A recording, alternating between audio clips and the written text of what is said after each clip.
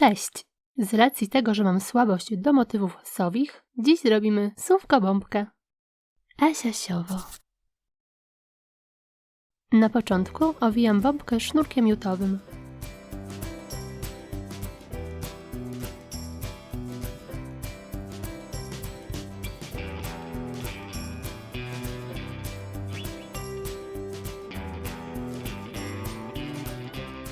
Mocuję sznurek do zawieszenia.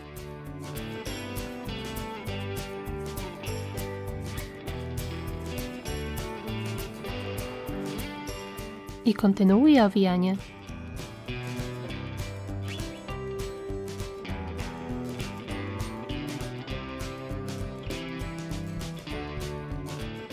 Oczy robię z guzików.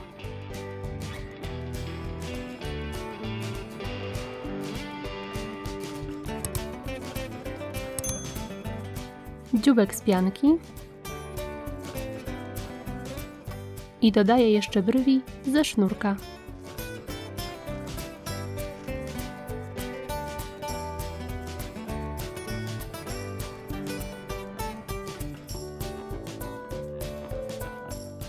Robię skrzydło z filcu.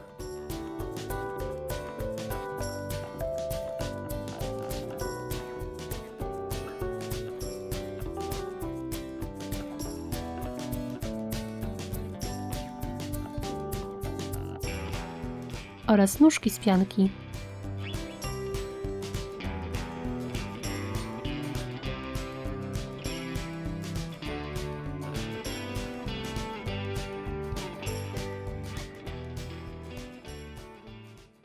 I moja sówka gotowa. Czyż nie jest słodka? Pamiętajcie, że wszystkie elementy możecie zrobić z innych materiałów, np. tektury, papieru czy sztywnych tkanin. Tym razem w kąciku inspiracji chciałabym Wam polecić kanał mojej imienniczki Asi, która podobnie jak ja nagrywa filmiki z rękodziełem. Znajdziecie tam mnóstwo fajnych pomysłów. A tymczasem do usłyszenia!